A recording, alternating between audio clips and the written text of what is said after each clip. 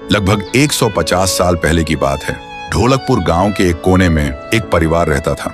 उस परिवार में था पीहू, उसका बड़े भाई साहुर और उनके मम्मी पापा। एक सुबह पीहू और साहुर घर के बाहर खेल रहे थे और अंदर उनकी मम्मी किचन में खाना बना रही थी। वो थोड़ी जल्दी में थी और तभी अचानक उनके कपड़ों में आग लग जाती है। वो चीख चीख के चिल्लाने लगती हैं। पीहू और साहुर मम्मी की चीख सुनकर भागकर अंदर आते हैं और जैसे ही मम्मी को जलते हुए देखते हैं वो चिल्लाते हैं, पापा जल्दी आओ पापा। पापा भागकर आते हैं, लेकिन मम्मी को बचाने के लिए जैसे ही हाथ बढ़ाते हैं उनके कपड़ों में भी आग पकड़ लेती है और कुछ ही सेकंड्स में दोनों जलकर राख हो गए। पीहू और साहुर सिर्फ देखते रह गए, जैसे पूरी दुनिया ही खत्म हो गई हो।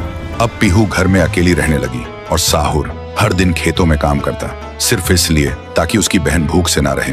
एक पूर्णिमा की रात थी।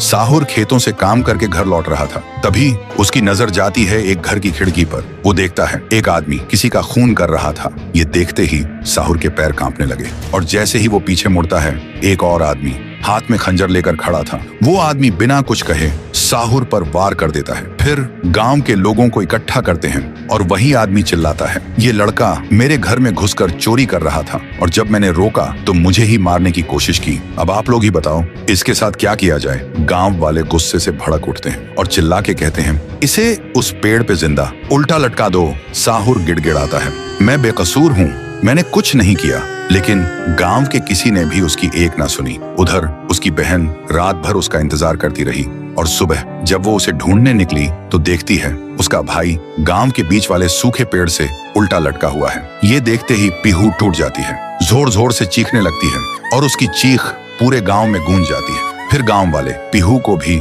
चोर का बहन कहकर गांव से निकाल देते हैं और तब से साहुर की आत्मा उस पेड़ के अंदर समा गई थी और पीहू गांव के बाहर एक झोपड़ी में रहने लगी थी। रोज एक पेड़ के नीचे बैठकर भीख मांगती थी, लेकिन कोई भी उसे कुछ भी खाने को नहीं देता था। वो बस भूखी पेट पेड़ के नीचे लेटी रहती थी। साहुर भी अपनी बहन का दर्द महसूस कर पाता था, लेकिन वो कुछ नहीं कर सकता था। फिर एक दिन पीहू रास्ते में खाना मांग रही थी और तभी एक नशे में चली गाड़ी ने उसे कुचल दिया था। तब से पीहू एक भूखी आत्मा बन गई जो हर गांव में भटकती थी, सिर्फ एक ही बात कहकर, मुझे भूख लगी है। ये सब याद करते ही तुंग तुंग तुंग साहुर की आंखों से आंसू टपकने लगते हैं और तभी उसे एक आवाज सुनाई देती है। भैया, भैया, और बिना कुछ सोचे तुंग तुंग तुंग साहुरा उस सूखे पेड़ के अंदर से निकलता है और अंधेरे में सीधा उस आवाज की तरफ चल पड़ता है। तो दोस्तों, अगर आप चाहते हो कि अगले पार्ट में पीहू, गुड़िया और तुंग तुंग तुंग साहुर की पावर दिखाई जाए तो इस वीडियो को 2 लाख लाइक्स तक पहुंचाओ,